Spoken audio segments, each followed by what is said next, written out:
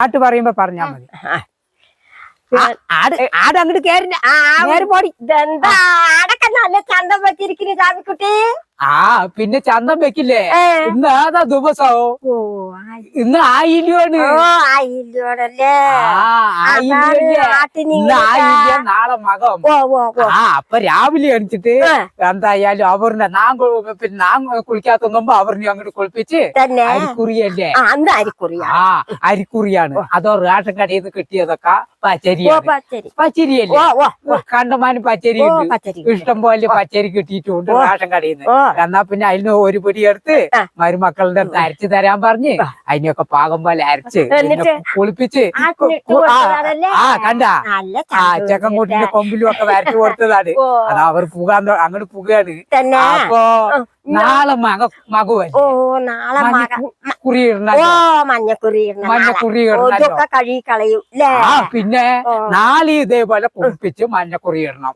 അതോ ഇന്നിപ്പൊ എന്റെ ആട്ടിനിട്ടത് പോരാണ്ട് കളത്തിൽ പോയി കളത്തിലെ മാടുകളിലൊക്കെ നന്നായി കുളിപ്പിച്ച് അതായി പണ്ടത്തെ പോലെ കുളത്തിലൊന്നും കൊണ്ടുപോയി ഇറക്കണ്ടാലോ. ഒക്കെ മോട്ടർ അടിച്ച് തരികയല്ലേ? മരുമകൾ കുട്ടിയെ നിന്ന് മോട്ടർ അടിച്ചും ഒക്കെ തന്നു. നാനൊക്കെ ചന്തം പോലെ വളവും ഒക്കെ വൃത്തികേടിന്റെ ഒക്കെ കഴുകി ചന്തമാക്കി അവിടെയും കുറിയിട്ട് കൊടുത്തു. മുതലാളിന്റെ മാട് എന്റെ ആട് അരിക്കുറിയിട്ടു. ഇനിയിപ്പൊ നാളെയും രാവിലെ അതേപോലെ എന്റെ ആട്ടുകുട്ടികൾക്ക് മഞ്ഞക്കുറി ഇടണം. അവിടെയും പോയി കഴുകി മഞ്ഞക്കുറി ഇട്ട് കൊടുക്കണ്ടേ? പണ്ട് കാലത്തെ ഞാനൊരു കാര്യം പറയട്ടെ. പൊടിയായിരിക്കുമ്പോ കണ്ടു വന്നതാണ്. പണ്ട് കാലത്ത് ഈ നാളെ ആയില്യ മതത്തിന് ഈ മുതലാളിമാരുടെ കുടിയന്മാർ ഒരു മാക്കട്ട ഇടുക എന്നൊരു പതിവുണ്ട്. അതെന്താന്ന് വെച്ചാ പഴക്കൊലകള് കൊണ്ടുപോകും മുതലാളിമാരുടെ. അവിലടിച്ചിട്ട് അവില് കൊണ്ടുപോയിട്ട് കണ്ടത്തിന്റെ വലത്തേ മുക്ക് വലത്തേ മുക്കിൽ പോയിട്ട് ആ കളത്തിലൊന്നുമല്ല ഓണവും മുഴുവൻ ഒന്നും ഇല്ലാത്തത് പിന്നെ തരാത്തത്. പണ്ട് കാലത്തൊക്കെ എന്താണ് ഓണവും മുഴുവൻ പിടിച്ചിട്ടുണ്ടാ? നിന്റെ പണിക്കാരനെ തന്നെ വിളിക്കണം പറയേ. പണ്ട് അങ്ങനെയാണ് കൊടുക്കുമല്ലോ വാങ്ങുമല്ലോ. അപ്പോ ആ കുടിയന്മാര് വാഴക്കൊല നേന്ത്രപ്പഴവും അവിലും കൊണ്ട് അവര് മുതലാളിന്റെ അവിടേക്ക് പോകും. പോയാ അതിലെ 5-6 അവിലും എടുത്തിട്ട് കൈക്കോട്ട് കൊടുത്ത് പാടത്തേക്ക് പോയി കണ്ടത്തിന്റെ വലത്തേ മൂലയില് അങ്ങനെ കിഴക്കോട്ട് നോക്കി നിന്ന് പുലിക്കട്ട വെട്ടും. പുലിക്കട്ട വെട്ടിയിട്ട് ഇത്ര അവില് ആ മടയിലിടും. ആ മടയിലിടുന്ന അതെന്തിനാണ്? നന്നായിട്ട് വിളയാൻ വേണ്ടിട്ട് ഭൂമാദേവിക്ക് കൊടുക്കുകയാണ്. അതാണ് ഈ മാക്കട്ട ഇടുക പറയുന്നത്. പണ്ട് അങ്ങനെയാണ്. നാളെ നല്ല പ്രധാനപ്പെട്ട ഒരു ദേവിക്ക് ഭൂമാദേവിക്ക് പഞ്ച തരുന്നുണ്ടല്ലോ ഭൂമാദേവി. അയാൾക്ക് നാളേക്ക് ഒരു പ്രധാനം അവിലാണ് മകത്തിന്.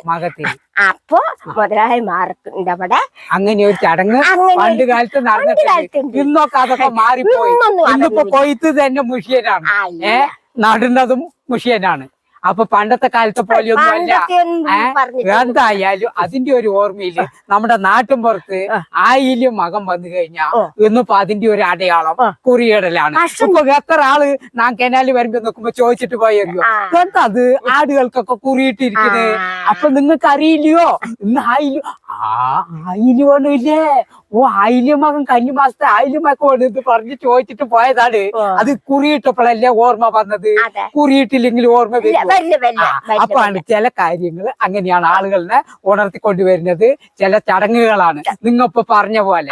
അപ്പൊ പണ്ട് നടന്ന ചടങ്ങുകൾ പലതും ഉണ്ട്. ഇപ്പൊ അതൊന്നും ഇല്ലാണ്ടായി.